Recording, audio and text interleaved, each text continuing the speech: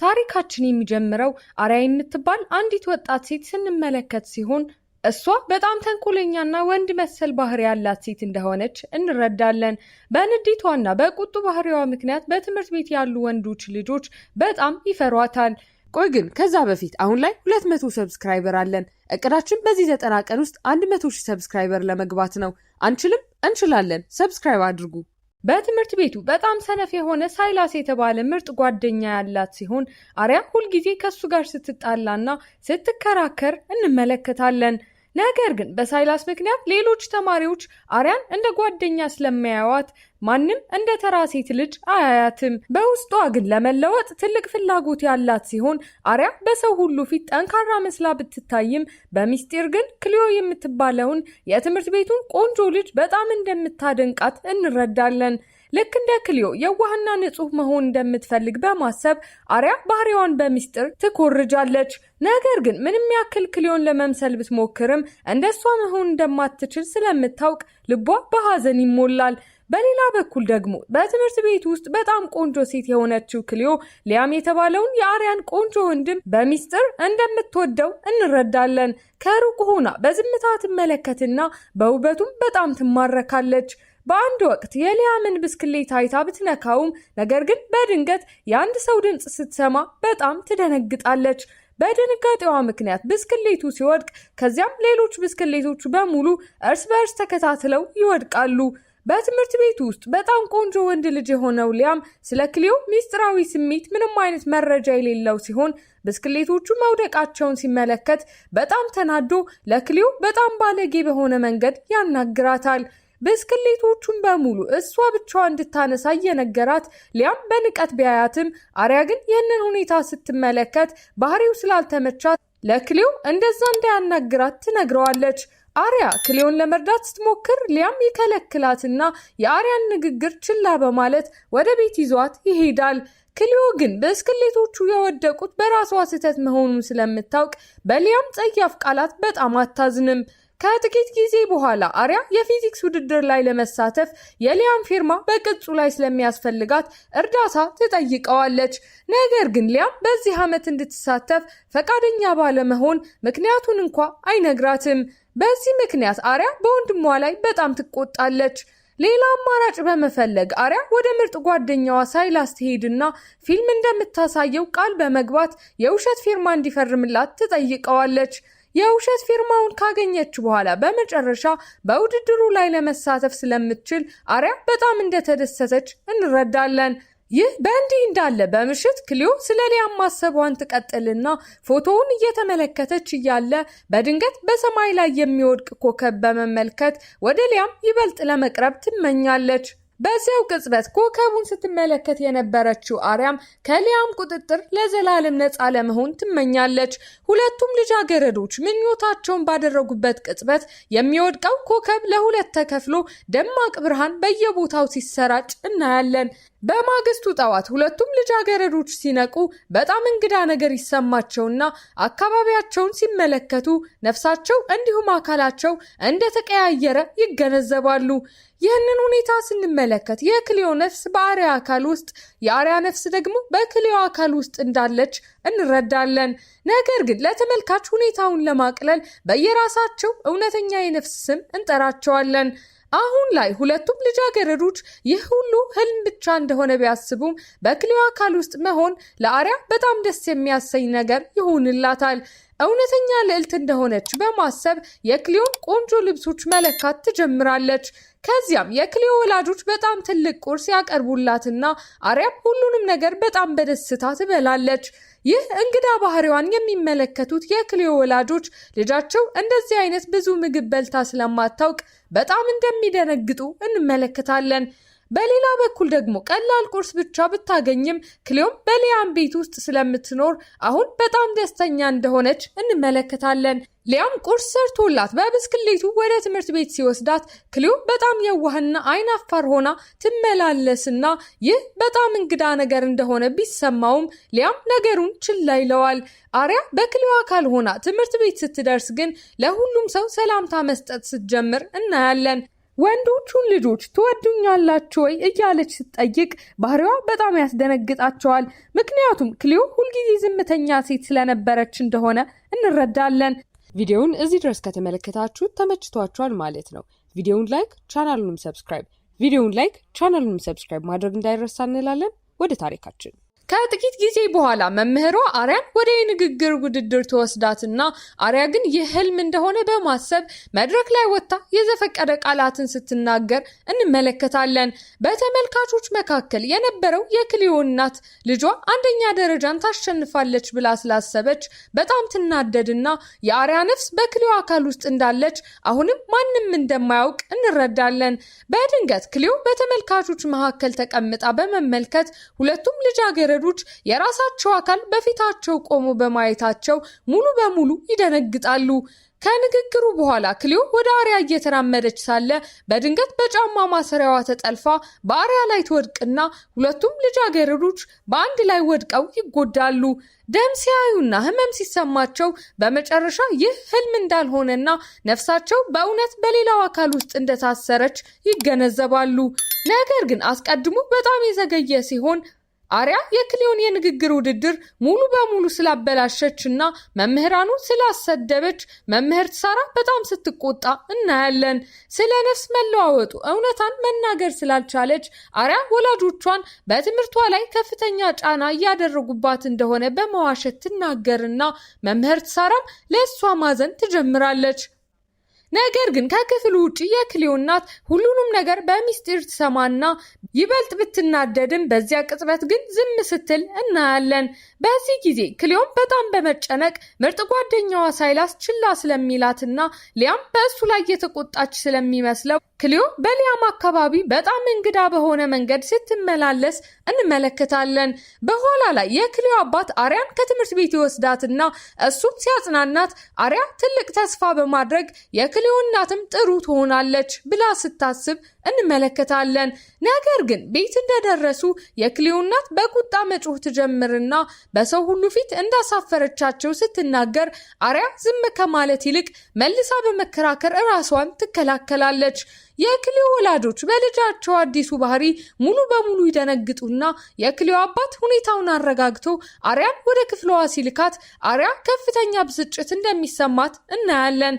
በሌላ በኩል ሊያም ክሊዮን ለማረጋጋት በመሞከር የሚወደውን የስኔል ፓስታ ሰርቶ ቢሰጣት ክሊዮ ግን በአርያ አካል ውስጥ ስላለች ሽታው ያስጠላታል።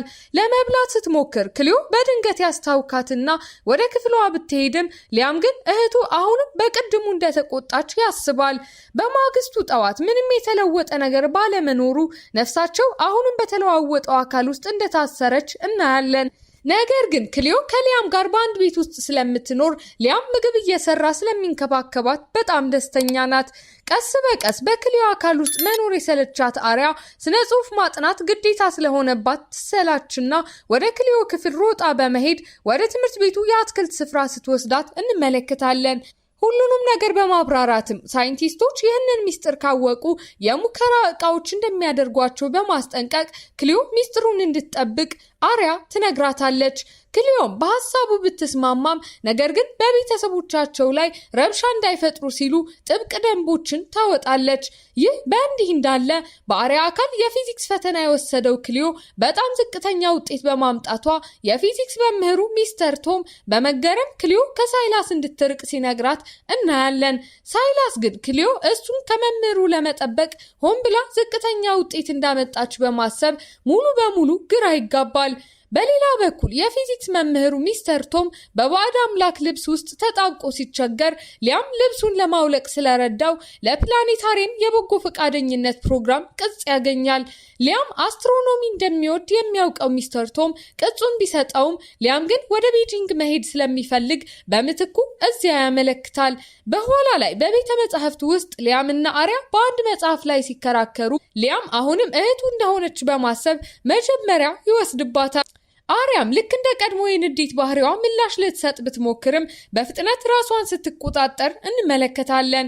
ከዚያም ሊያም ለክሊዮ ቸኮሌት ይሰጣትና ይህንን ስጦታ የሚሰጠው ለእህቱ ብቻ ስለሆነ የክሊዮ ልብ በደስታ እንደሚዘል እንረዳለን። በዚህ ጊዜ አንድ ትልቅ ሚስጥር የሚገለጥ ሲሆን አሪያ የሊያም እውነተኛ እህት እንዳልሆነችና የጉዲፈቻ ልጅ መሆኗን እንረዳለን። ሊያም ትንሽ ልጅ እያለ ወላጆቹ ወደ ወላጅ አልባ ህፃናት ማሳደጊያ ሄደው አሪያን እዚያ እንዳገኟት አሪያ ያንን ቸኮሌት እንደሰጠችው ያስታውሳል። ከዚያ ጊዜ ጀምሮ ጓደኛሞች የሆኑ ሲሆን ሊያምም ሁልጊዜ ለእሷ ልዩና ለስላሳ ቦታ እንዳለው እናያለን። በማግስቱ ለክሊዮ ቁርስ እየሰራ ሊያም ብቻዋን ወደ ትምህርት ቤት እንድትሄድ ሲጠይቃት ወደ አሪያ ክፍል ሲገባ በእሷ የተጻፈ እንግዳ ማስታወሻ ያገኛል። በትምህርት ቤቱ በር ላይ አንዳንድ የተቆጡ ልጃገረዶች ክሊዮን ይከቧትና ሊያምን ከእነሱ ስላራቀችው እየወነጀላት እንድትጣላ ሲጠብቁ እንመለከታለን። ነገር ግን የክሊዮ ነፍስ በጣም ለስላሳ በመሆኗ በድንገት ይቅርታ ትጠይቃለች። ይህንን ድርጊት የሰማው ሳይላስ አሪያ በቀላሉ እጅ በመስጠቷ ሙሉ በሙሉ ይደነግጣል።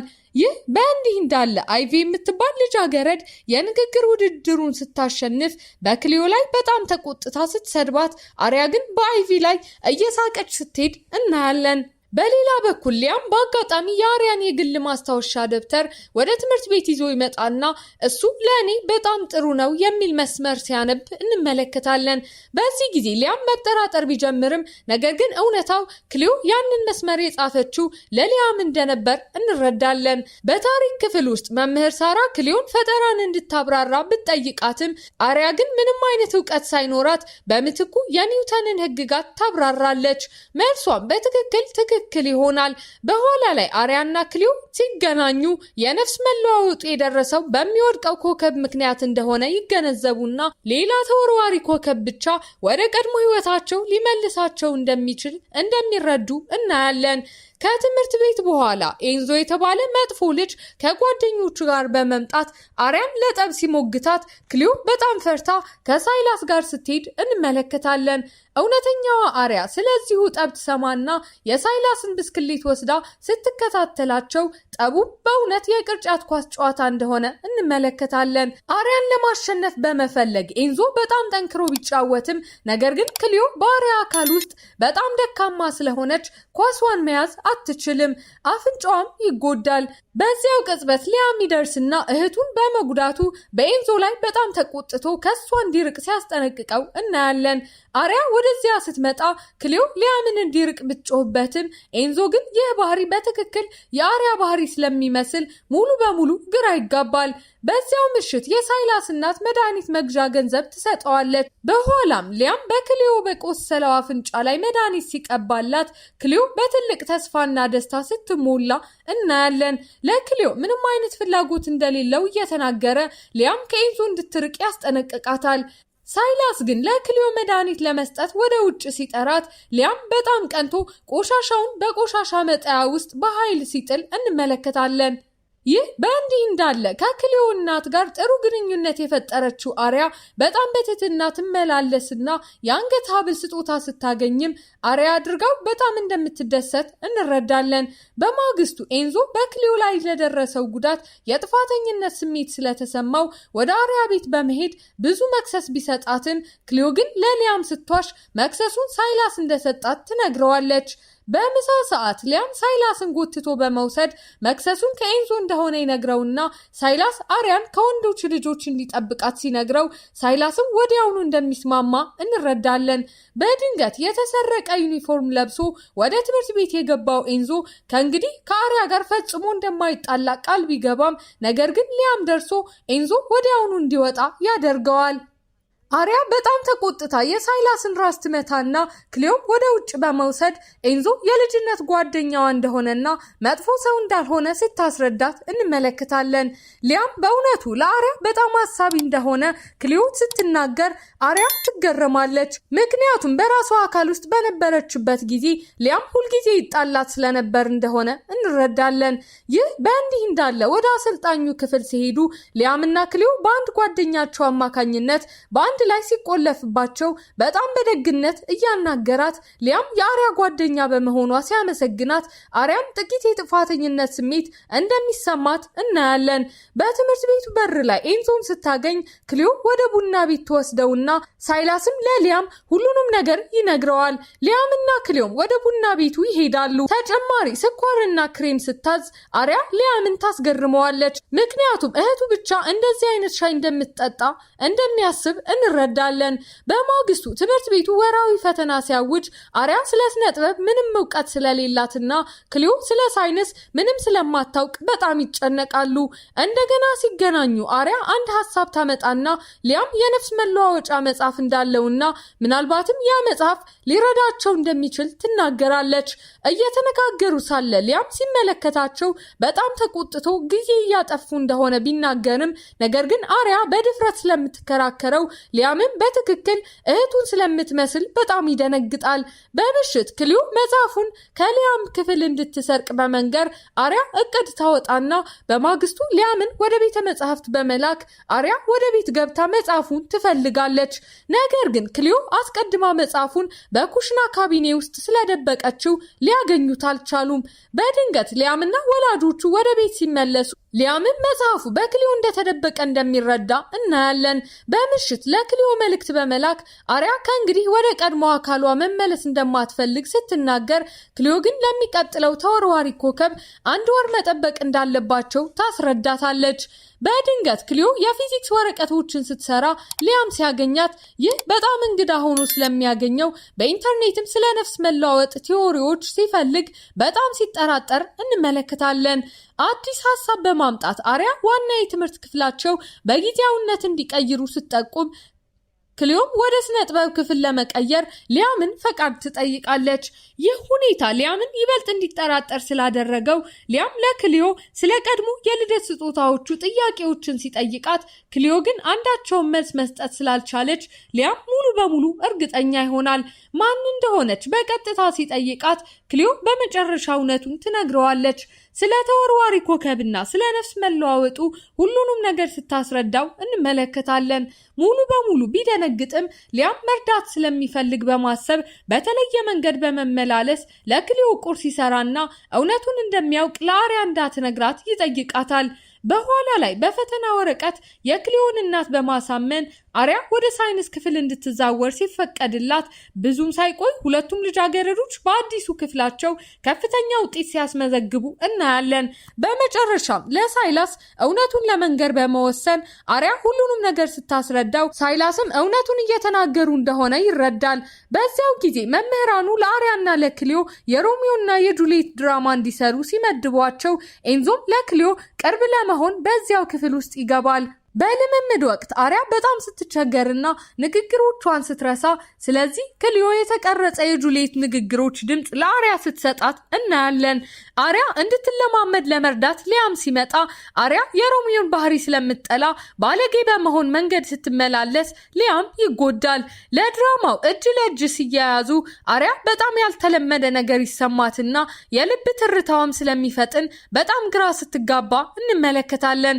በዓመታዊው በዓል ፕሮግራም ላይ ክሊዮ ዝግጅቱን በትክክል ትመራለች። ከዚያም በድራማው መሃል አሪያ ንግግሯን ብትረሳም ነገር ግን ሊያም በዝምታ በእጅ ምልክቶች ሲያሳያት እሷም በትክክል ስትጨርስ እናያለን። በኋላ ላይ አሪያ ወደ ውብ የውሳኔ ዛፍ በመውሰድ ሊያም ለምን ይህን ያህል እንደሚያስብላት አሪያ ግራ እንድትጋባ ያደርጋታል። በእራት ሰዓትም ሳይላስ ለአሪያ ሊያም በእውነት በጥልቅ እንደሚያስብላት ሲነግራት እንመለከታለን። ይህ በእንዲህ እንዳለ የጨረቃን ብርሃን ወደ ውጭ እየተመለከተ ሊያም ክሊዮን ያገኛታል። በኋላም ካይ የተባለች ልጅ አሪያና ክሊዮ በስልክ ሲነጋገሩ ስትሰማቸው እናያለን። ለካይ እውነቱን ለመንገር ይወስኑና ካይ ሚስጥሩን ለመጠበቅ ቃል ቢገባም ክሊዮ ግን ሊያምን በጣም እንደምትናፍቀው ስትናገር አሪያ በጣም ደንግጣ ስልኩን ስትዘጋው እናያለን። በማግስቱ ሊያምን እንደምትወደው ለአሪያ ስትናዘዝ ክሊዮ አሪያን በጣም ምቾት እንዳይሰማት ታደርጋለች። ክሊዮም ከምረቃ በኋላ ለሊያም ስሜቷን ለመግለጽ ስትወስን እንመለከታለን። የሚጠበቀው የተወርዋሪ ኮከብ ቀን ሲደርስ ሁሉም ሰው ይጠብቃል። ነገር ግን ምንም ነገር አይከሰትም። አካላቸውም ልክ እንደነበር እንደሚቀጥል እንረዳለን። ለሳይንስ መምህሩ ሚስተር ቶም ስለ ነፍስ መለዋወጡ ሲነግረው ሊያም የእሱን እርዳታ ያገኛል። ከትምህርት ቤት በኋላ ግን የክሊዮ እናት በጣም ታማ ስታገኛት አሪያ የድንገተኛ አደጋ አገልግሎት ስትጠራ እናያለን። በሆስፒታል ውስጥ የክሊዮን እናት የሚያክመው ሐኪም በእውነቱ የአሪያ እውነተኛ እናት የሆነችው ሚያ እንደሆነችና የክሊዮ እናት የልብ ቀዶ ጥገና እንደሚያስፈልጋት እንረዳለን። በማግስቱ ጠዋት በትምህርት ቤት ክሊዮ በሐዘን ትሞላለች። እያለቀሰችም እንደ ጓደኛ ሆስፒታሉን ለመጎብኘት ስትለምን አሪያ ትስማማለች። ቀዶ ጥገናውን በመምረጥ የክሊዮ እናት ትሻላለች። የክሊዮ ቤተሰቦችም ክሊዮን ለተወሰነ ጊዜ በሊያም ቤት እንድትቆይ ሐሳብ ሲያቀርቡ አሪያም ወዲያውኑ ስትስማማ እንመለከታለን። በማግስቱ ጠዋት መረጃዎችን የሰበሰበው ሳይላስ ለሊያም እውነቱን ለመንገር ጊዜው እንደደረሰ ቢወስንም ነገር ግን ሊያም አስቀድሞ እንደሚያውቅ አያውቅም። በሆስፒታል ውስጥ በአጋጣሚ ንግግር ስትሰማ አሪያ የሊያም ቤተሰቦች ወደ ውጭ ሀገር ሄዶ እንዲማር እንደሚፈልጉ ስትረዳ ነገር ግን ሊያም አሪያን ትቶ ለመሄድ እንደተጨነቀ እንደምትረዳ እናያለን። በኋላ ላይ አሪያ ሚስጥሩን መጀመሪያ ለሳይላስ እንደነገረችው ሲያውቅ ሊያም በጣም ቀንቶና ተቀይሞ ሳይላስን በቁጣ ከቤት ያስወጣዋል። በውጭ ከአክስት አና ጋር ስትከራከር አሪያ ሊያም አስቀድሞ ስለ ነፍስ መለዋወጡ እንደሚያውቅ ትረዳለች። በጣም ደንግጣና ተቆጥታም ለምን ማስመሰሉን እንደቀጠለ ሊያምን ስትጠይቀው እናያለን።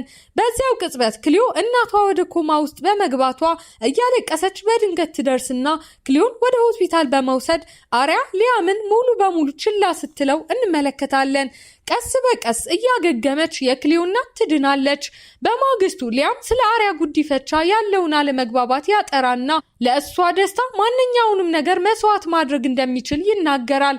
በኋላ ላይ ሁሉንም ለእራት ወደ ሬስቶራንት ሲወስዳቸው የነጻ ፍራፍሬ ሰላጣ ይቀርብና በድንገት አሪያና ሊያም ሁለቱም በአንድ ጊዜ አናናሱን እንደማይፈልጉ እናያለን። ይህ በእንዲህ እንዳለ በጣም የተገረመው ኤንዞ ክሊዮን ቢወድም ወደ አሪያ እየተሳበ እንደሆነ ይገነዘባል። ብቻውን ሲራመድ ኤንዞ እና ሊያም በድንገት በኤንዞ የድሮ ተቀናቃኞች ጥቃት ሲደርስባቸው ጠብም ይነሳል። ወደ ሆስፒታል በመሄድ ኤንዞ በመጨረሻ ለክሊዮ ስሜቱን ቢናዘዝም ነገር ግን ክሊዮ አስቀድማ ሊያምን ስለምትወድ ስጦታውን በትህትና ውድቅ ስታደርገው እናያለን። በማግስቱ በክሊዮ ምክንያት እንደተጣሉ ወሬ ሲሰራጭ የሊያምን ስራ ለማዳን ሙሉ ጥፋቱን ለመውሰድ በመወሰን ኤንዞ ከትምህርት ቤት ይባረርና ሀገር ጥሎ ለመውጣትም እንደሚዘጋጅ እንመለከታለን። በምሽት በኢንተርኔት ላይ አንድ ባለሙያ ያገኘው ሊያም መለዋወጡን ለማስተካከል የሚቀጥለው ተወርዋሪ ኮከብ መጠቀም እንደሚያስፈልጋቸው ይረዳና በወንዙ ዳርቻ ሽርሽር ለማድረግ አቅዶ አሪያ ሊያምን ብቻዋን ስታገኘው እናያለን። በቴሌስኮፕ ኮከቦችን እያሳያት ሊያም ለአሪያ ሁልጊዜ ለእሱ በጣም አስፈላጊ ሰው እንደምትሆን ይነግራታል። የሽርሽሩ ቀን ይደርስና የነፍስ መለዋወጫው ጊዜ ቢቀርብም ነገር ግን ሰማዩን ሲመለከቱ ምንም ነገር ስለማይከሰት አሁንም በተለዋወጠው አካል ውስጥ እንደተጣበቁ እንረዳለን። ይህ በእንዲህ እንዳለ የክሊዮን የተደበቀ ደብዳቤ በአጋጣሚ ያገኘው የክሊዮ አባት ሙሉ በሙሉ ይደነግጣል። ወደ ቤት ይዟቸው በመምጣት በድንገት የክሊዮን ስም ሲጠራ እናያለን።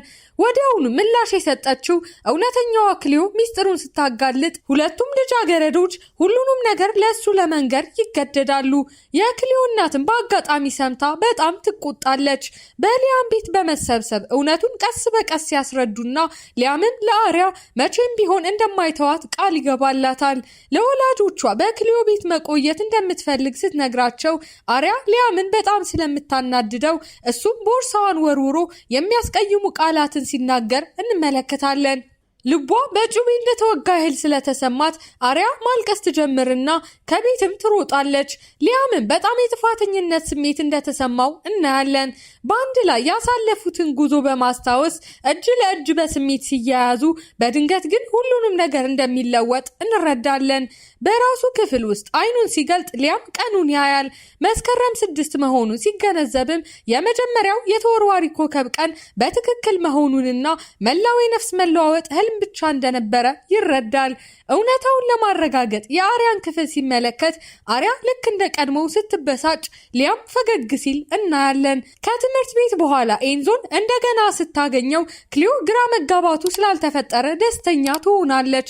በትምህርት ቤቱ የመጨረሻ ቀን ክሊዮ ሊያም ደብዳቤ በመስጠት ስሜቷን ስትናዘዝ እንመለከታለን። ከአሪያ ጋር የልጅነት ቃል ኪዳን እንዳለው በመንገር ሊያም ለዘላለም እንደሚጠብቀው ይናገርና አሪያም ገብታ በተለመደው ተጫዋች መንገዷ ሊያምን መቀለድ ስትጀምር እናያለን። ወደ 10 ዓመታት የወደፊት ጊዜ ትልቅ ዝላይ ስናደርግ ሁሉም ስኬታማ ጎልማሶች እንደሆኑ ክሊዮ ታዋቂ ጋዜጠኛ ስትሆን ኤንዞ ደግሞ ከእሷ ጋር ስኬታማ ነጋዴ እንደሆነ እንመለከታለን። ሊያም የስነ ፈለክ ተመራማሪ ሲሆን አሪያ ደግሞ የፊዚክስ ሊቅ ስትሆን ከሊያም ጋር በቅርበት የተሳሰሩ በመሆናቸው ባልና ሚስት ሊሆኑ እንደሚችሉ አይተን ፊልሙ ያበቃል።